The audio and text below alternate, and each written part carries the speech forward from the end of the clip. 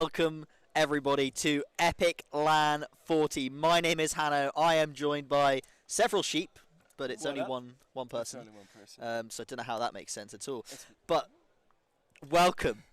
I'm very excited to be here. This is the very first time that we're having CS2 at Epic, and we're back. We're back, aren't we, sheep? Where are we? What glorious location are we in today? We're back at IEM Kettering. IEM Kettering. Oh my God. Hell yeah. The Kettering Conference Centre is incredible, and it feels great to be back here. Obviously, it was Wolverhampton Racecourse, wasn't it, last time, I think? Yep. But it's back in the home of UK Counter-Strike, the Kettering Conference Centre.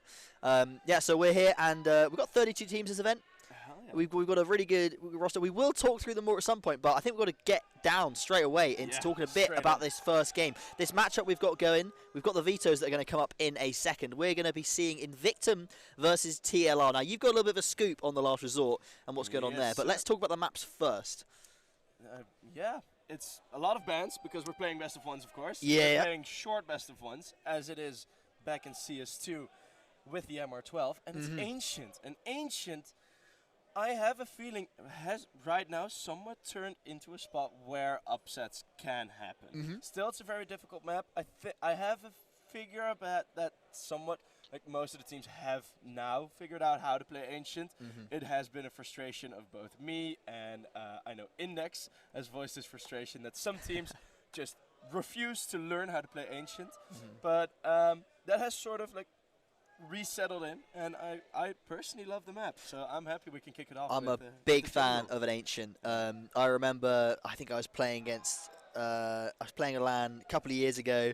Ancient had been out for a few months. I had no idea what was going. Got 16-0'd by some tryhards and was like, oh my God, they're insane. Look back and it just looks like the most mundane stuff. But actually, Ancient has some really lovely utility combos, and especially that mid control can be really interesting to just look and see how especially teams at LAN and teams with a little bit more coordination, like Team Invictum, who I believe they're a main level team. They've obviously got Sorex, the rest of their core. They're down Shaney this event. I believe Shaney, if anyone's been looking on updates on Twitter, I believe their house has been flooded. So our thoughts and prayers go out to that last member of Team Invictum that couldn't be with us here today, and hope that everything's going to improve for them.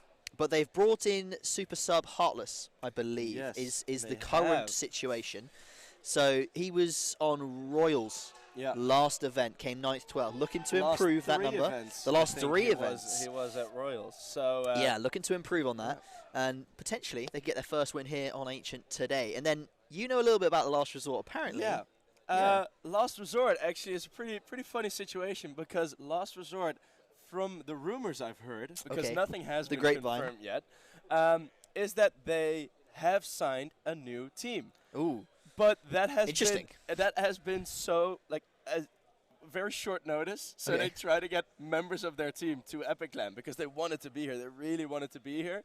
Everyone does. It's the Kettering Conference Center. Centre. They couldn't get anyone. So now they have the mixed team with Jackie Esports in there to play under the name of Last Resort. Well, so the name Last Resort can still be here at Epic I mean, LAN, exactly.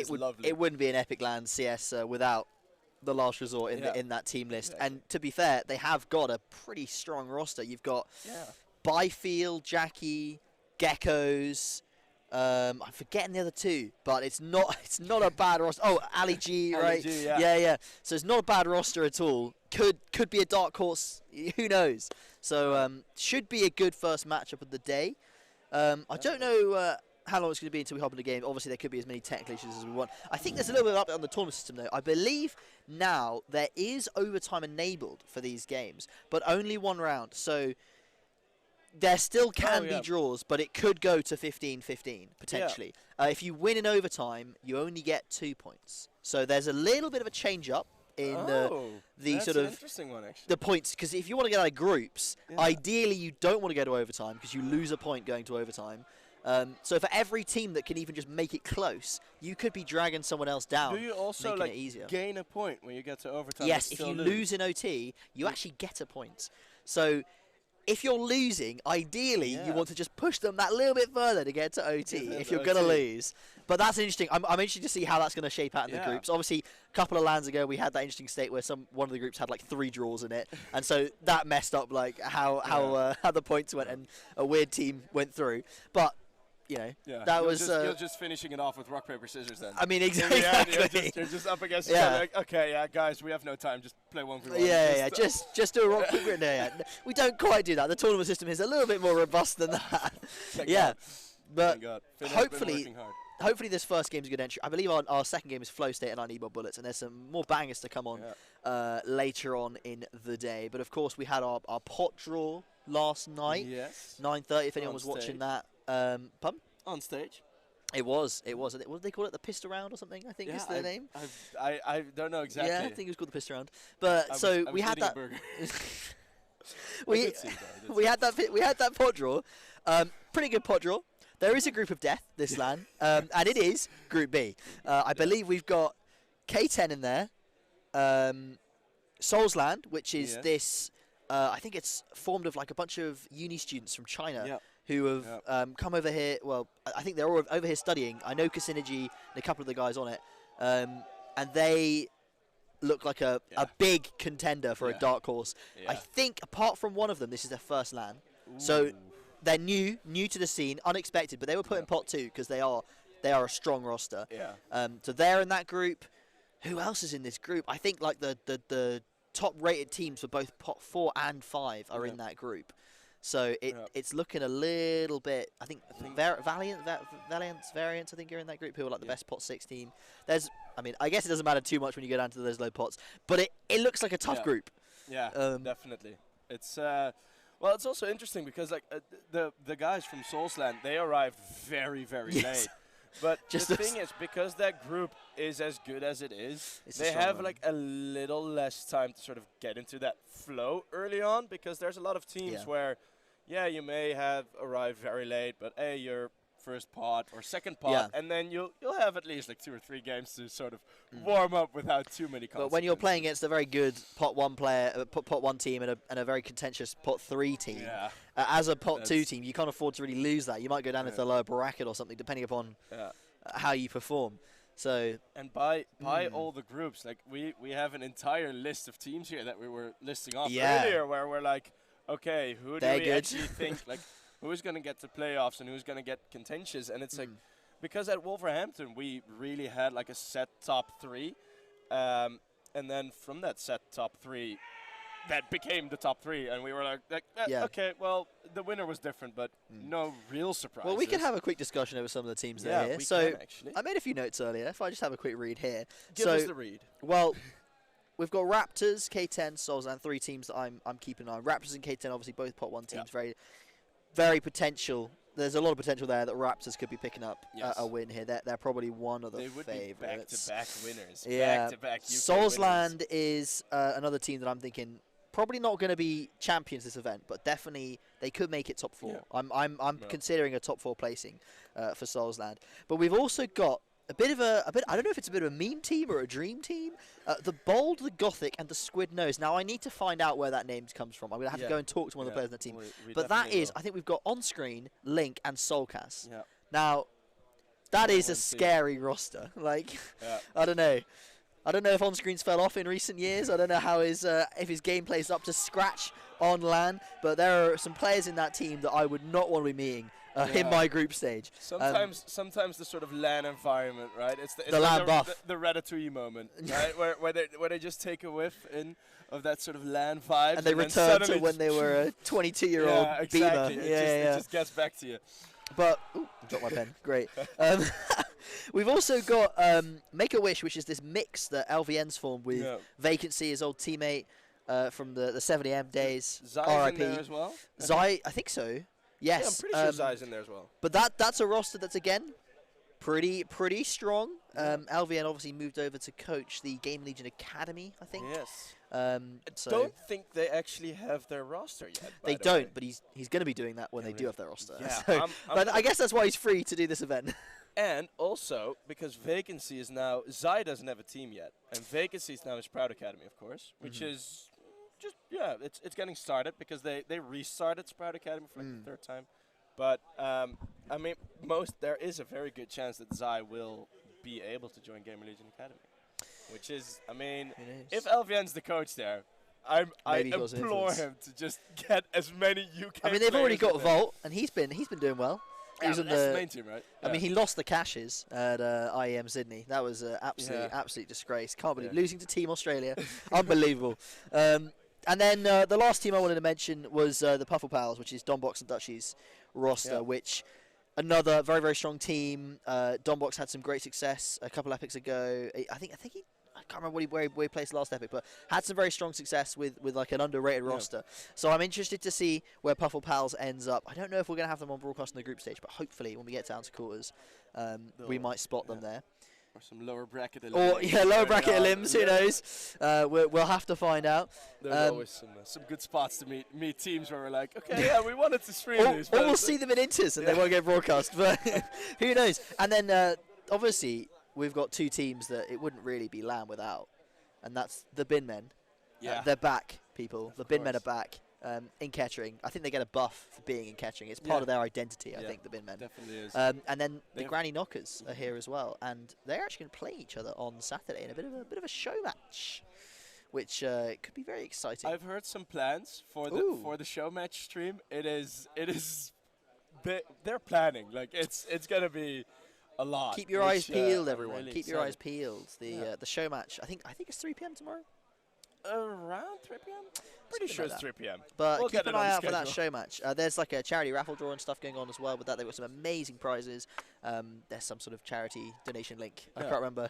I should have looked at this before the broadcast of what the charity was. But apparently it's incredible. Obviously the Bin Men always do some lovely work raising money for charity. So check them out. I believe we're having just a small technical issue with the HUD in game. Yeah, so we're trying to get that sorted. We had enough information to talk about. I mean, it's Epic 40. I mean, it's huge. The big 4-0, 10 more to go to 50, and then 60 more, but, Epic 100's a while away.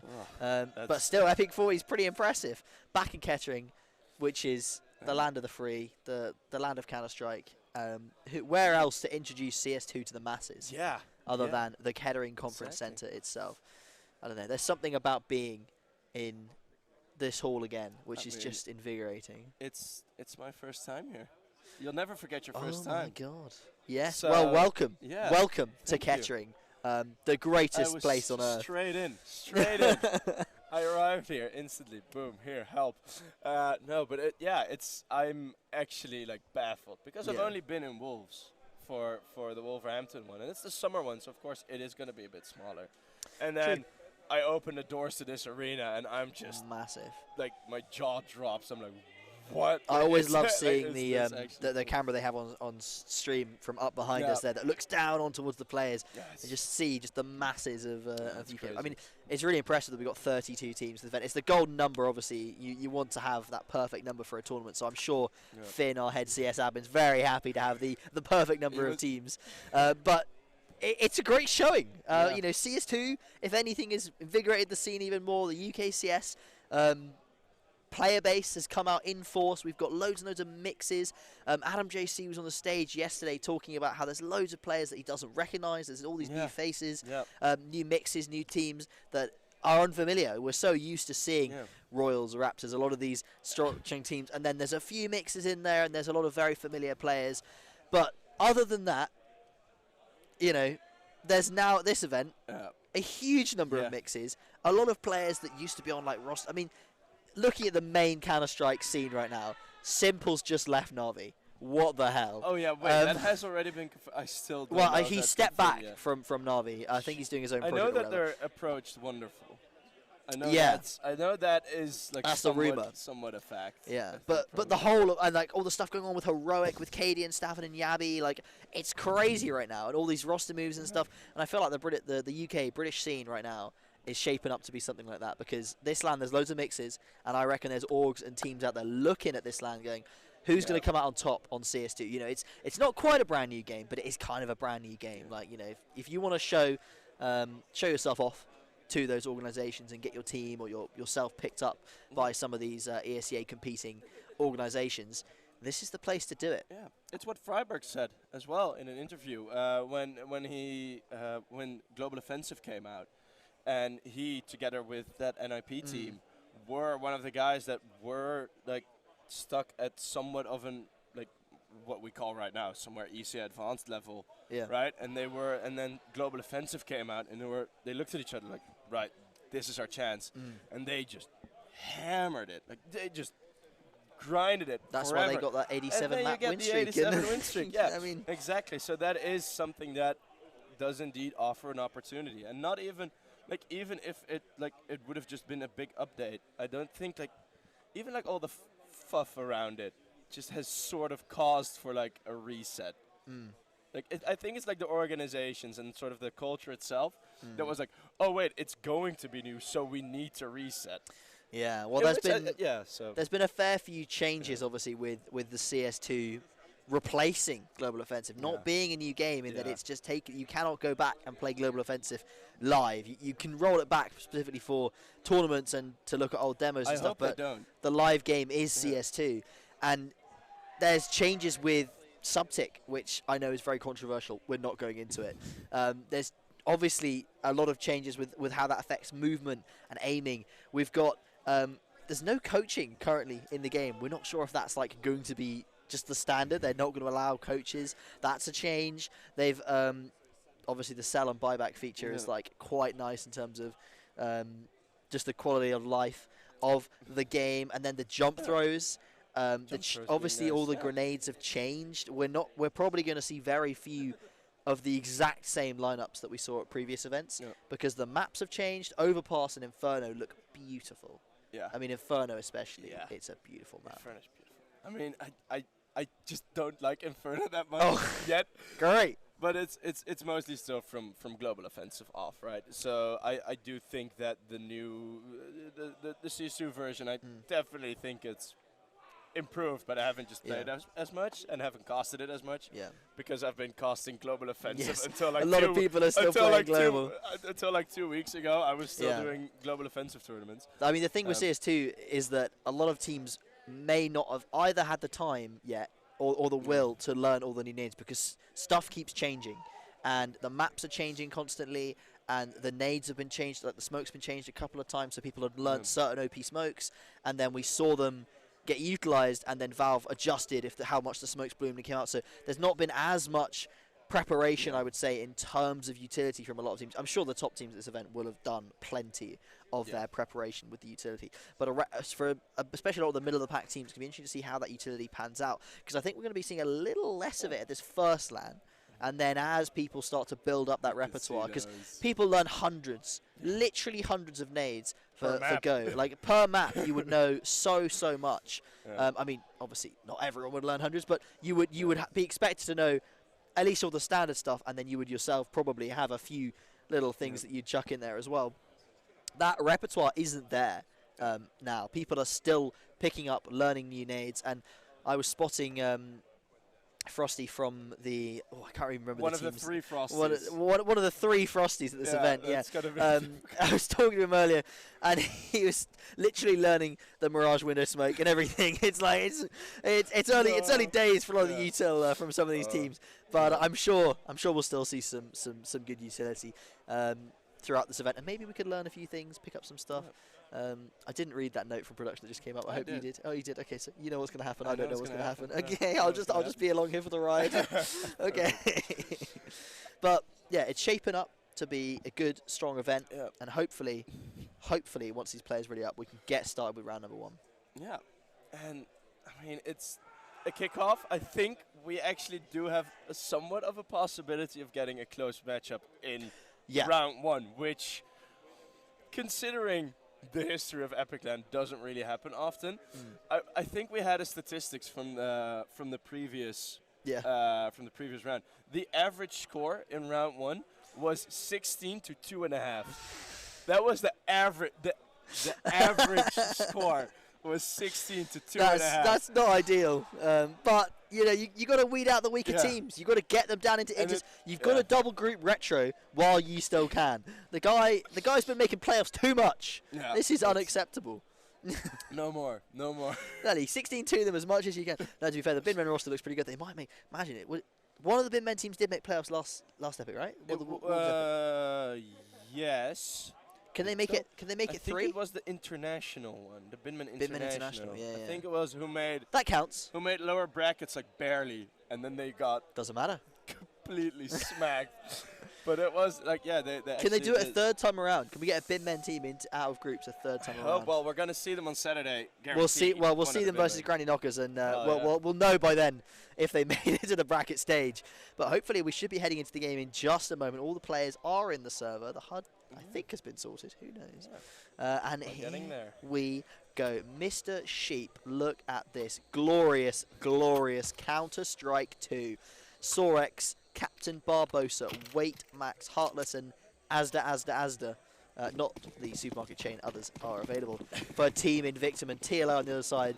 I'm not going to go through all those names. Oh my god. But Ali G, the Sheikh Azula, the Mykarula is an incredible name. Let's get it started as the T's are going to be heading all 5 towards B. Yeah, 2 players in Donut, so it's quite a decent setup to hold this off. The blocks have been very powerful, though it's not really showing up for the last resort yet. As Waymax gets the first one, the USPs. Oh, look at Gecko's getting a double already. Oh no! Oy, oy, oy. That's what I mentioned. Like, it's the USPs. They've become so much more difficult to use. The last resort might actually be able to take the first round here. Bomb is ticking down, and it's a 3-on-3. The CTs have got to make a move. Snods has spotted 1, but Shagazula, the Mykarula, gets 3. Or 2, actually. Geckos finishes off Wait Max there, and TLR pick up round 1. Hell yeah. Hell wow. yeah. I actually am really curious as to who exactly is who. Because I have a feeling by the loudness that we just heard that Sheikh Zula is Jackie. That could be very true.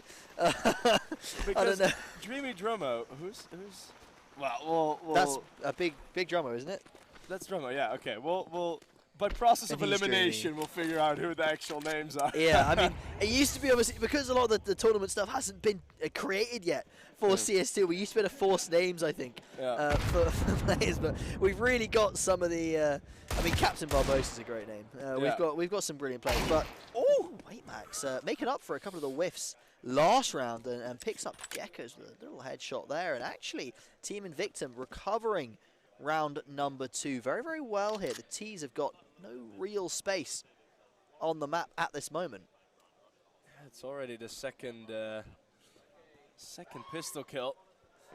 2 Mac 10s are not ideal, and now Asda has also picked it up. I saw a shirt actually from I forgot the team name, but they have Asda shirt as the sponsor on their shirt. Well, Asda gets nothing. Drummo able to find him. It's not a Mac 10s are make their way through. And even in 3 versus 5, right? It's just the pistols. It was the pool eco. This cave rush might cause a lot of issues. Captain Barbosa with 1-2 versus 3 now. And this I don't know who you'd give the advantage to here.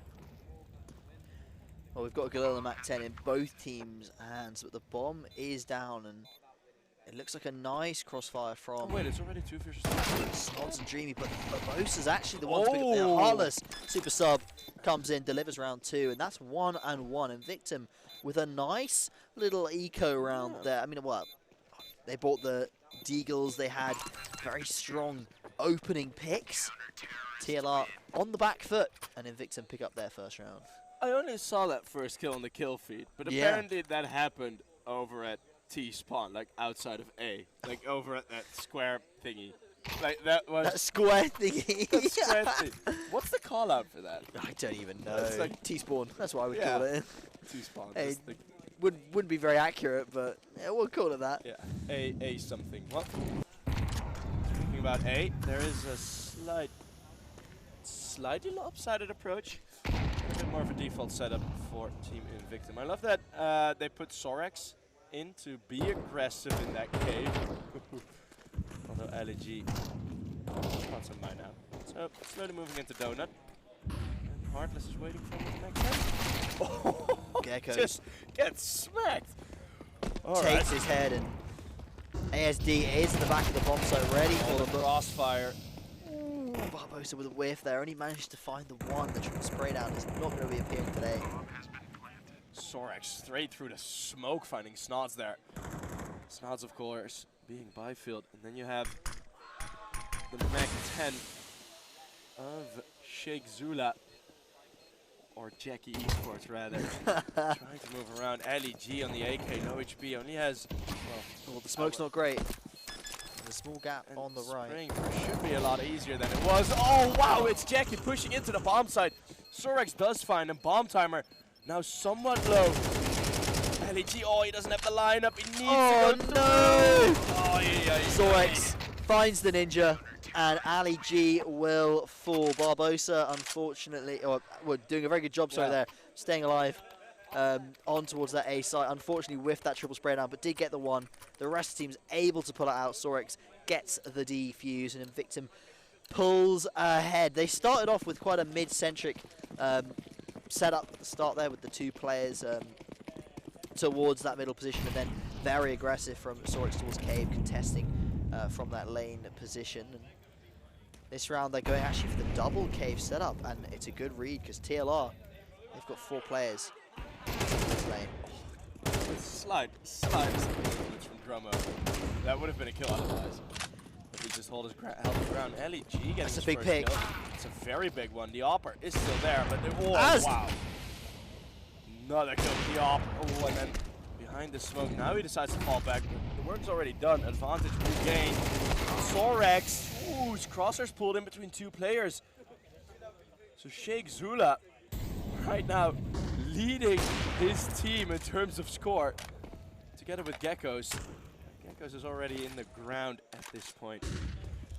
Trying to work out who Asd is. Yeah. Very nice shots already, and potentially for more to come out this round. Another 2 versus 3. Oh, Heartless straight through the smoke. Heartless, don't do it to him, man. Through the smoke and through the wall, because why not? Absolutely, why not? He's feeling it. Invictum, I mean, they lost that B player instantly from, I think it was Jackie there at the start of the round, picking off that B defender, and the fact that they opted for that double Cave setup was a very nice decision from them, having that extra player able to cover Cave whilst you were falling back, and that, well, ASD, whoever they might be. Yeah. I'm still trying to work out who's missing from this team, because trying to work out which one is which out of Barbosa and ASD It's is either Egron or Rutko. well, we'll find Both. out. Egron or Rutko doing a good job though with the AWP there to keep B site in the hands of the CTs, and this round Invictum swaps it up again. They're playing double towards this A main position, both Barbosa and ASD. So we know who they are, we just don't know which one is which. But they're moving back once they've got that control, and Jackie's actually going to fall there. Barbosa getting very aggressive. Yeah, and that's bomb being dropped. Jackie, he did have one of the 2 creeps, which are weapons that I'd consider to be in quite a good meta spot at the moment. Don't you? They're all right. It's just a little bit of a money investment, and when you've got less rounds, investing money earlier can be rough. The economy is a little bit harder to get going because you can't get it going for as long, especially the CT side right now. Players really struggling to make the CT side work, and I think that's down to the economy not being adjusted really from go. And with the short round halves, it can be harder to get those CT halves going. Heartless trying to defend. Actually, it's Captain Barbosa finds 2 of the triple, and Drummo will find a response, but it's enough. 1v2 now. Needs to get this bomb down and find at least one of these players to give themselves a chance in this round in quick succession. Wait, Max. Rolling off. Was a bit of a surprise through, and Drummo gets found from behind. And it is Team Invictum going for another shot.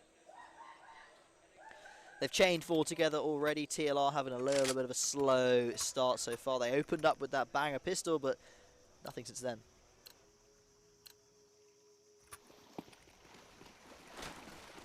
On into round 6. It looks like the team's going to be contesting middle here. This is pretty quick stuff. Snots couldn't get the crosshair, or the scope up rather.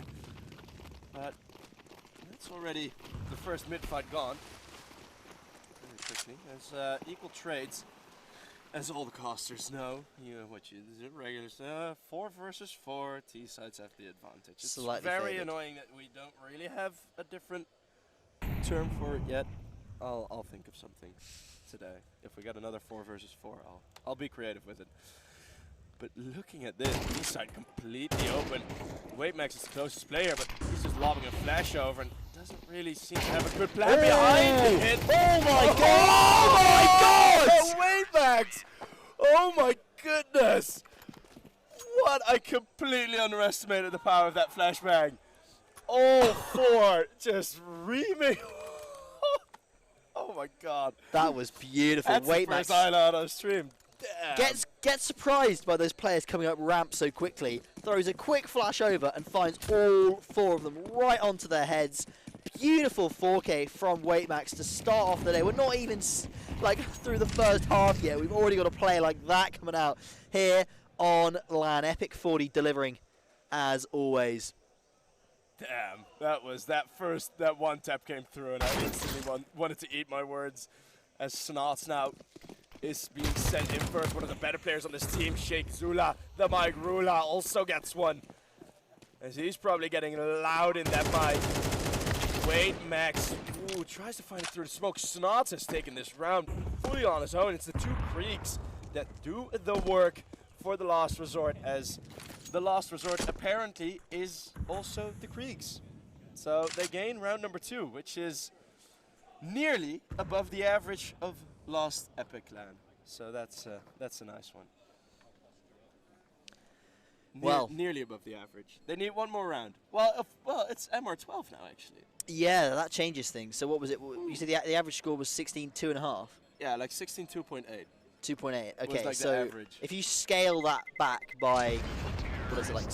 How many rounds have we lost? We went from 30 to 24. Yeah, so that's about like 2.1, 2.2. Yeah. So we're on average, if you get more than 2, you're doing better than most of the people in the other half of the team. Yeah. That's fair enough. Oh, that's a pretty shocking score. 16-2 That's very on easy. average. That's very easy to do. I mean, to be fair, who knows? Because the groups are. It could be that last LAN just happened to be that all the first seeds were matched up against the bottom seeds in the first round of the group stage, or however it. When I don't know, I don't know if they generate the matches the exact same way each. And I wonder if pot 1 seed 1 always plays like. I wonder how they do it. Perhaps that's a question we should ask our head admin Finn later on. Find out. That would be a good But we've got a technical pause. It's CS2. It's the first epic with CS2. There's going to be tech pauses. Yeah. And we've like got one now.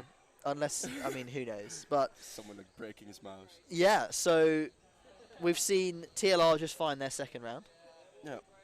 Very strong from them. I was getting ready to count them out of the game because Invictum was just absolutely rolling over them for a fair rounds in a row. Apart from that one round where they had that 1v2, which Sorix got the ninja. Well, I don't know if it's a ninja, but managed to defuse. But TLR striking back with their first gun round. We're yet to see if that's going to build off into anything. But again, what the scoreline 5-2. Yeah. So there's actually not that much left of this half. We're more than halfway through the half. It's a weird way to say that, but yeah, 7 rounds in. There's only 5 to go. Yeah. So the best they can hope for is to potentially, because again, it's still City Side Ancient, but because of the economy changes, if the CTs don't get going, if you don't win the first couple of rounds, it's just so hard to get back in, because by the time you've got back into it, there's not enough rounds to win. Yeah. So TLR needs to, well, unfortunately for TLR, Invictum's won the last 5 in a row, so their economy's in a good place, roughly. They had a couple of rounds where they were down. Twice they only had 2 players. They were saving. They were forced to save before this round, so their economy's still decent. It's decent, but they managed to string those 5 rounds together, which is the important thing for Invictum. Now they've got to try and keep that economy going for the last 5 rounds of this half and try and squeeze out another couple of rounds in Invictum just to put themselves ahead. After that, who knows? Because once TLR get on the CD side, it's that pistol round, that second pistol round, very, very important here in Ancient, I think. Yeah, and you're not going to have the advantage of the Glocks, because I don't know how much you've played yourself. The Glock it feels good. The Glock is, I don't know. Probably around at least 50% of the Glock rounds I play, I get at least a 3K, and I'm not feels I'm great. not that good. Like what's my premier's like 5.8K now or something. Like I'm not good. I don't know. But I feel like I always get like 3. I feel like I've had 3 Yeah. aces in the pistol already. there you go. So I have a feeling. What, actually, Alan? What's happening? Where's your team? I suck. I'm better at talking. No, but I actually think that if we're gonna see an ace, it's most likely gonna be T-side pistol. Maybe. On I mean, here. they I changed wanna, the like- sound of the Glock, yeah. and it now sounds amazing. Like they change the is it the FAMAS they changed? Ooh, The yeah. FAMAS and the feels Glock are the better. two ones that like Yeah. they just changed the sound, and I feel like that's the sort of a placebo thing that's just affected how much better the Glock now feels. The USP. Has nothing else changed with the Glock? I don't believe anything else has changed, but I also agree that the Glock now feels like it's an absolute beast. Same with the FAMAS. Like, it just suddenly works after years of Go being like, I'm just going to buy an MP9. Like, why bother with the FAMAS? Like, an MP9 is going to work much better. The 2018 UMP era. Yeah, I the miss UMP, it. exactly. I miss it. The I FAMAS miss it. seems to actually be quite strong. Obviously, the Glock is just a beauty, and people have been struggling. People have been saying with the USP, because of the movement changes with subtic, it's just a little bit harder to get right on the mark with the USP and always like stop and land your headshots. Yeah. So that makes the Glock definitely a bit of a contender. It's even the gap, because you've gone from this one-shot headshot machine that really, with the 64 like tick 128 tick, where you can actually lock your accuracy at the right time. That allows you to get these crisp headshots, but when it's harder to land a headshot on the USP, and the Glock just feels a lot nicer, and you can run and gun a little bit better in CS2 at the moment. They've toned it down a bit, but the run and gun has been very noticeable, I think, for a lot of players. Yeah. The Glock just feels good, and I don't know if that's really something they want to correct back again, is make that Glock weaker, because if the Glock's if the Ts have a bit too much of an easy time getting those early pistols, then their CT economy is never going to pop off, and you're never going to have those strong halves because you've just only got 12 rounds to do it in. And with that, with like what you're saying with the running inaccuracy, I'm pretty curious as to like some of the teams that we have described as favorites, like Raptors, K10. Like, at what point, like, how well they are going to use like mixed team strategies for their own good, because some of those strategies are actually working way nicer. Because if you force a rifle into a close by angle, it's very difficult to win that fight with a rifle. Like, multiple fights close range with AKs have just, it feels like you're shooting at a ghost, right? And then further on, like, I think the teams like Raptors, like K10 are actually going to be good enough to sort of purposely go for those strategies. And I hope to see it, because that is going to give some fun rounds. I mean, I saw a lot, especially at the start of the beta, the premiere and everything. The moment you got all these players coming in from outside, they started using non-meta guns, and actually things like the XM1014 have become a lot more prevalent. Even in sort of relatively high tier games, you do occasionally see the XM coming out, which in Go you didn't really see that very much. People were very much, we play the rifles, and that's how this game is played. But I've seen a little bit of I don't know, meta variety coming out. People have been whipping out the shotguns, and to great effect. I would say as well, the duties have been much more prevalent, but that towards the end of Go as well, they were very prevalent. So I don't think that's really a change with CS2. Change with the player base. The main thing is that because you can now rock the A1S and the A4, and you can also rock, for example, the R8 and the Deagle, people can bring out. I'm not saying anyone's going to be buying an R8 at this event, but it might happen. It might happen. But things like having the M4 A1S and the A4 both in your inventory means that in a lot of these positions and maps, we might see more variety in that CT side gunplay. Obviously, the problem is still that buying that A4 is just a little bit more expensive, and when you've got less rounds, less money, well, not technically less money, but less rounds to make money on the CT side, which is the most important thing about CS2 CT side right now, is it is incredibly difficult to get a strong CT side if you start poorly. And so once they've got that money, buying A4s still feels like, ooh, that's a flash. That's potentially another round where I might be able to buy something. So I still think we're going to see a lot of A1S, but when people have money, they bring out those A4s, especially for things like Cave. Do you really want an A1S in cave? Nah. I mean, you could use an A1S in cave, but the A4 for that spam, that rush potential, you got the extra 10 bullets. It's a big difference. Yeah, and I mean, for most, like, I've been playing B Anchor a ton lately, and yeah, what are you gonna do with a flashbang if they're rushing you? Like, drop it behind you, turn around, or whatever. Like, you'd rather have the M4A4 to just mow them down. There's definitely certain positions where you would 100% prefer that A4. And people have the choice now. Yeah, but I also have a feeling that you said with the R8, Oh, no. with the R8, Yeah. the R8, like in pure damage, like, yes, the Scout has a scope on it, Yeah. but in pure damage, the R8 is way more potent. The R8's cheap as well. And it's like 600 now, isn't it? Yeah, it's 600. The damage is like 82, I think, even at long range. True. Like 82 on a body shot. Like, yes, you have like that short draw, and the left click shot isn't really like used much. That's just for fun. Well, That's the just for disrespect. spam, the right, that's right click, isn't Yeah, it? it's high noon. That's like two cubbies over there. God, With not the Overwatch Overwatch 2, invading the my Overwatch 2, Counter-Strike 2 there's no games. What the hell? I don't think I've touched an R8 revolver in like 3 years. Like whenever it came out, No, obviously everyone because you played had it. to I've never played with choose it. So. between the But Deagle and now the that you revolver. can, in especially some of the matches which are, as you say, going to be 16-2s, maybe we'll I see. have a Maybe we'll see feeling some of the it's- teams yeah. going to be bringing out the R8. I don't know. Yeah, but even like on things like top mid ancient, Yeah. like that weapon, if you have an eco round or like a half buy, I'd genuinely consider like a revolver on Just a buy a revolver Deagle. a revolver on top mid, possibly better than, for example, an SMG. The thing is that the advantage of the Deagle is that when the R8 revolver, like, I mean, the charge time on the Deagle has- R8, yeah. especially with some of the levels of these teams, Yeah. the charge time on the R8 gets you killed. So if Yeah, you can that's- if you can yeah. click faster with an Eagle and 100% kill them because headshot, I mean, it's just better. You can play around It's with just- it, with the charge, like the peak. Yeah, And nah.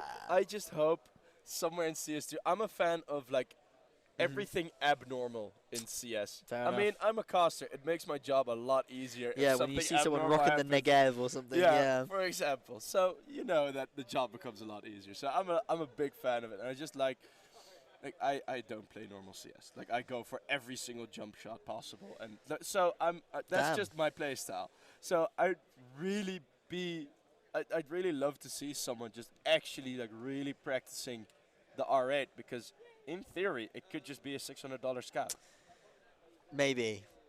I mean, there's gonna be someone out there that's like, you know what, I'm gonna be like Shoot me. road to 3K R8 elo, fan. R8 only, Yeah. and then oh god, I don't want that person in my face at games. Thank you very much. Oh, I love him there. I love him. If he gets the kills, like if he's 28 and 10, and he's using an R8, I'll be alright. I mean, fair enough. If you're 28 and 10 with just an R8, yeah. I don't know. I don't think the like, apart from with like the change up in pistols, because you can also rock like the Tech 9 and is it the CZ you can run? Yeah. I think it's the CZ, right? So you could run like both of them, which I've not really seen anyone use, because to be honest, who uses like CZ. I And don't the know, like 5.7 CZ gets used very little. The 5.7 5.7 feels like it has improved as well. It's like one of those pistols. It's a bit in the. I mean, the 5.7 was always good, but I think also with a bit of the sound change that it's had, and I need to find out if they have actually changed stuff. I don't because believe they they haven't have. been very public about the I information. believe all the characteristics for most of the guns are the same.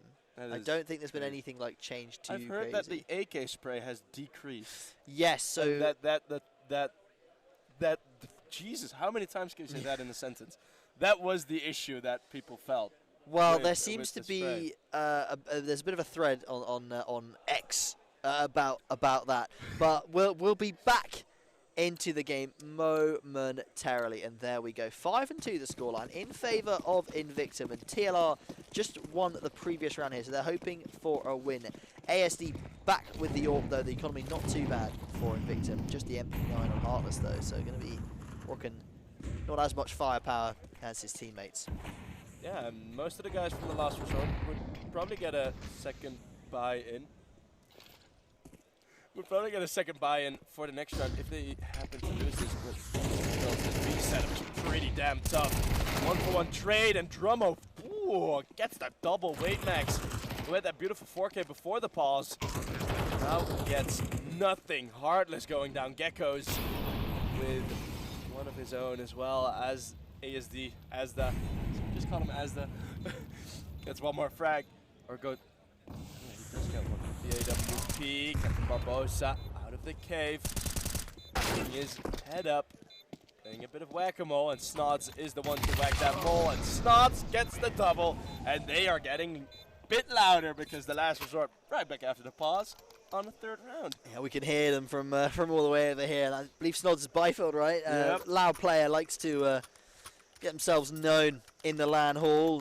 They're going to be bringing out the Krieg again here. TLR chaining two together, putting themselves in a good position here, and unfortunately that CT economy that they'd sort of built up is really suffering. Weightmax has got the A1, but other than that, there's not a lot to this Invictum side right now, and they're actually trying to get Sorex down this ramp.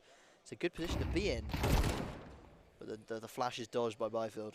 I love the jittery move of Snods' mouse. Like, I don't know if that's just like his hand being jittery or like a very high sense, but the way he tried to get the Molotov off was beautiful. All the way through Donut. It's one of the open avenues left in this. Let's consider it a half-by round. The one rifle is here though. Geckos and Snods opening up the first. Barbosa, difficult position, but he gets absolutely nothing. 2 versus 4 as the bomb goes down. 1 versus 4 before the bomb even goes down.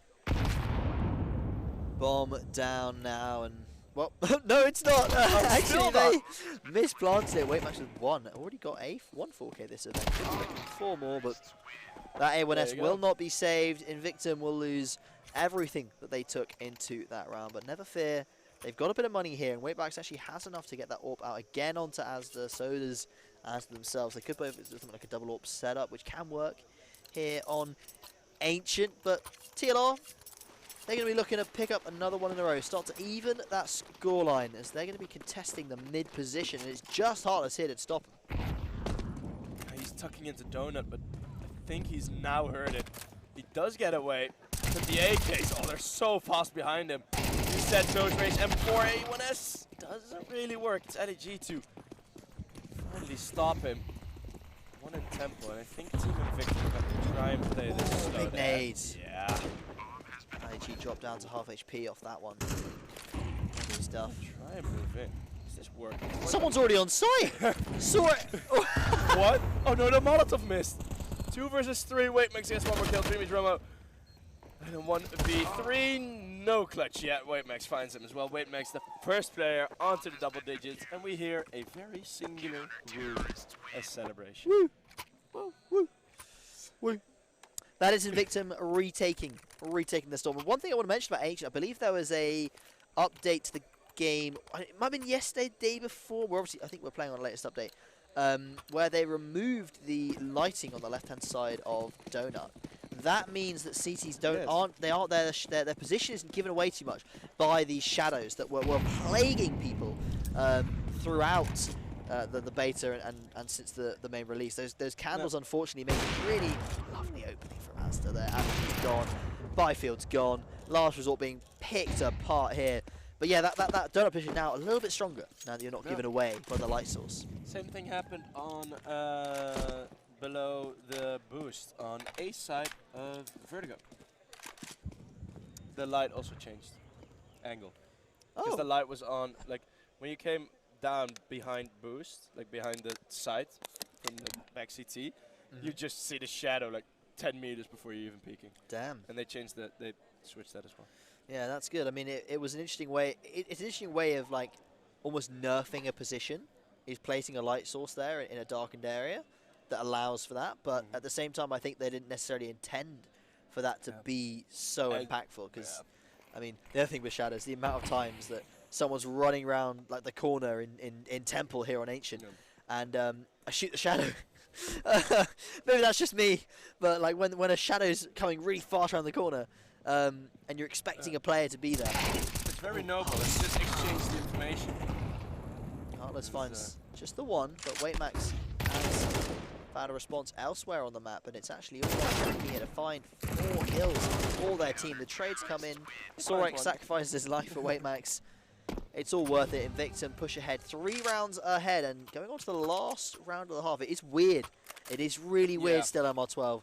But the last round of the half, best that TLR can hope for here is to get 5, close that gap to 2, and then just have a really strong start with the pistols. If they have a 7-5 half, I'm gonna be impressed. Like I'm gonna It's not bad from the yeah, T's, is it? Yeah, definitely not. That last round, it was very flat though from the last resort. That was just them. Asda with big picks. Yeah. What can you do? Yeah, but just walking into them, very little utility on mid. Not even like a spare flashbang to be thrown over. I mean, that's some of the mistakes. What a flick, by the way. Gets away, makes down to 27. Let's see, look, this is like a way more well thought out bet. Because they trade instantly. Shakazula goes in first, sacrificing himself. Very noble cause. And then wait, Max, the double still stuck in here. Can't find a second. Again, it's Geckos. I think that's like his 4th kill blinded by a flashbang. Captain Barbosa finding one. Geckos needs a 4K to win this round. Spotted out now. And yeah, just straight on his legs. It's over for TLR on their T side as Invictum go into their T side with a 4-round lead. It's a strong start. It is a strong start. Team Invictum, of course, have been playing the main circuit, I believe, for a few seasons, ESEA main. They've been doing very, very well. Actually, TLR have as well, but obviously that's not this team, really, from my understanding. And obviously their new team, which we don't yet know much about, but when it does come. So it's hard to guess, to really estimate how these teams compare without seeing them play. You know what would today? You know what would be a balling move? What? If this would actually become the last resort roster. Are you telling me that your information was incorrect and that this is the TLR roster? I mean, they said they haven't signed yet and that they are now playing under the last resort name. But, I mean, who knows? T's already getting 2 frags, Heartless, confidence with that Glock, we talked about it already. Just straight up running through.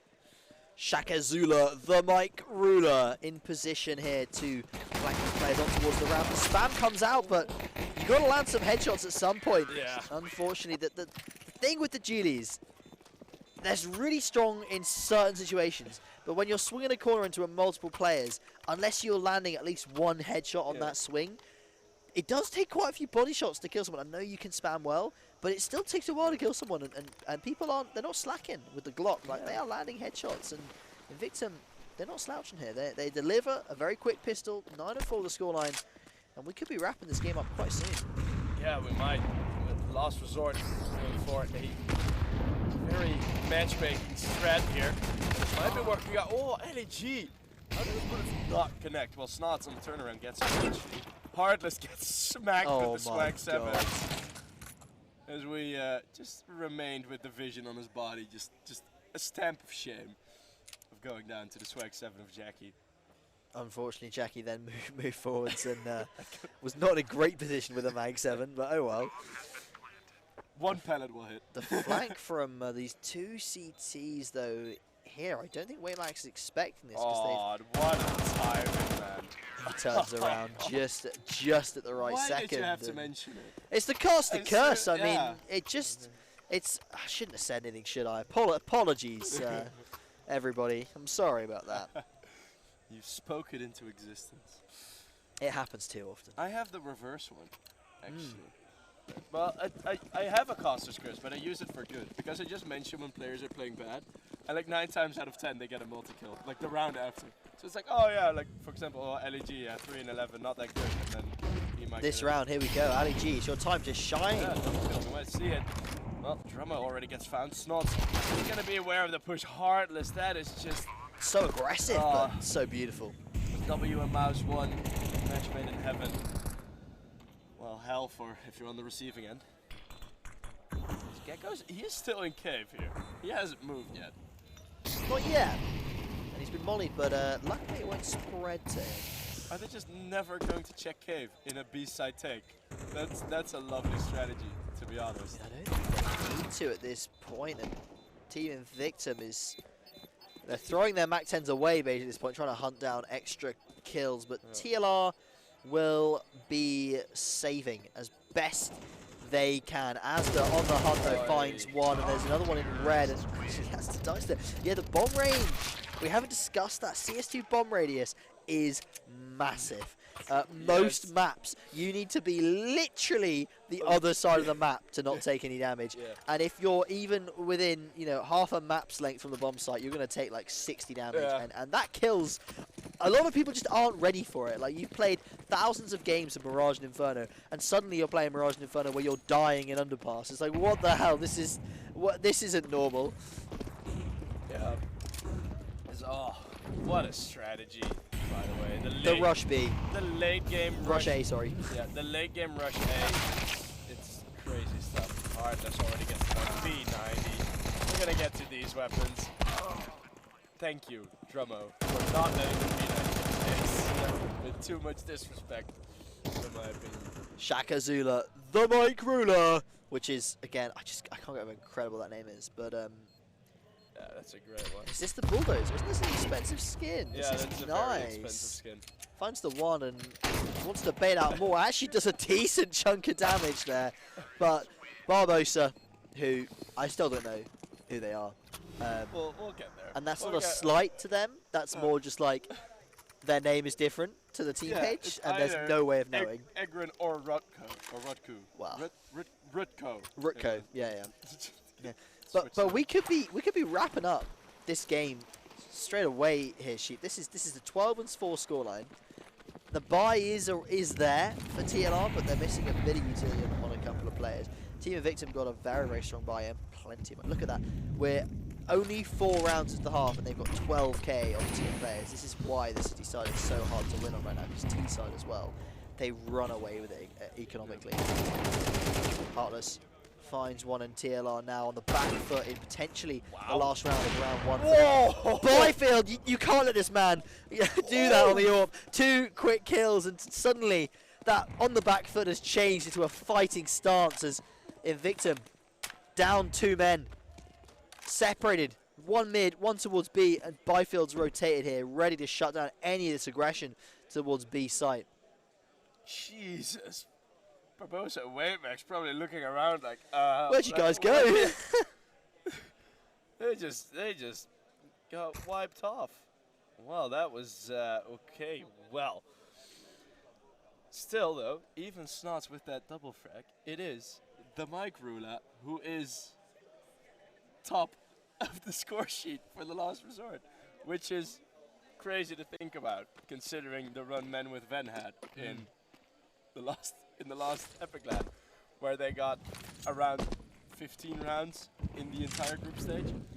So, Jackie, really enjoying this CS2 vibes, but this 2 versus 4 might actually still become something. Although they get the boost over, Wavemax trades on boost, but he's gonna get sprayed down. 21-7. Definitely the top performer in the server right now. Also, beautifully expensive skin in his hands as he doesn't even get away. The triple kill in the op, and yeah, Byfield. I mean, incredible. Byfield saw his team down a player and was just like, I can't go out 13-4 to Sorex. Again, both these players have played together quite a bit in the past. I've been in the pug with the 2 of them, and they know exactly what each other's up to. They've got the reads on each other. So Byfield knew what to expect in that round, finds 2 kills quickly off of it, and delays their potential loss by a round at least. This is very quick for Max. He's on top of... That is unfortunate. The AWP knocked out of the round straight away. Ali G did find a response, but it doesn't matter. The player advantage maintained by Team Invictum, and look where Wavemax is now. There's nothing to be done by TLR. Geckos, sorry, Shakazuna the Mike Ruler, having to be so careful. Needs to be worried about mid, needs to be worried about CT, and the A site now completely handed over to Invictum, and Wavemax in a beautiful position. This player, I've not, didn't know much about Wavemax, but I'm thoroughly impressed from their round 1 performance already. Yeah. I've seen him play a couple of times, but not really enough to really stick, because well, thousands of players here, but well, we'll talk about that afterwards. 3 versus 4. An attempt at the retake is very quickly shut down. Round number 1 is over here at Epic Land, and on Ancient, it is Team Invictum that will take the first victory. over the last resort, over the sort Yeah. of pseudo last resort team. Sort of. I mean, they got 2.5 more rounds than your average expects. So actually, not a bad result. That's twice as good. Impressed. Twice as good as the average team Yeah. in round 1.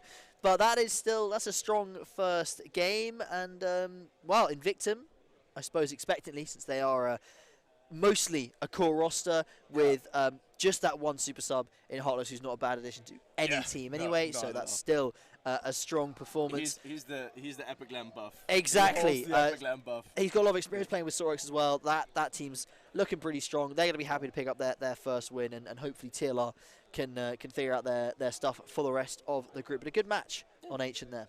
Great matchup, yeah. And I mean, TLR definitely on course to winning some games. But we will be up next with Flow State versus I Need More Bullets. If you know that reference, chapeau. But yeah, we will head off to a quick break. When we're right back, we got that matchup for you in round number 2 with Hano and myself. See you guys there.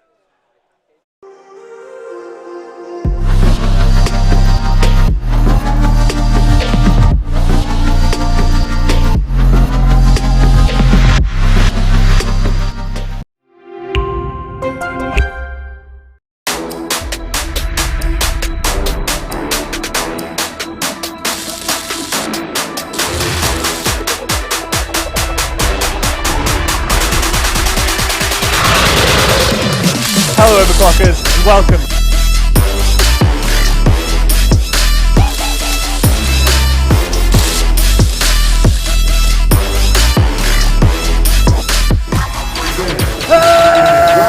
Oh, screw this. Where's A-Tuck when you need him?